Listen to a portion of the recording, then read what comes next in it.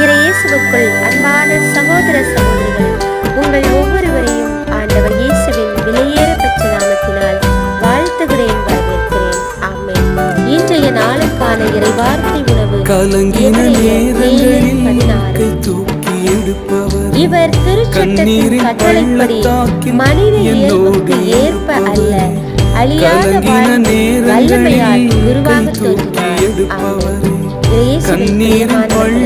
இன்றைக்கான இறைவார்த்தை மூலம் நாம் புரிந்து கொள்ள வேண்டும். திருச்சட்டத்தை பொறுத்தமட்டில் ஓய்வு நாளில் நன்மை செய்வதா தீமை செய்வதா காப்பதா அழிப்பதா எது முறையின்றி நாம் நற்செய்தி நூல்களை வாசிக்கும்படியாக வாசித்துக் கொள்வது ஆண்டவருடைய பார்வை மனித இயல்புக்கு ஏற்ப அல்லாமல் திருச்சட்டத்தை கொண்டவர்களாக அல்லாமல் மனித நேயத்தோடு ஆண்டவரை பெற்றவர்களாக வாழ்வோம் செயல்படுவோம்.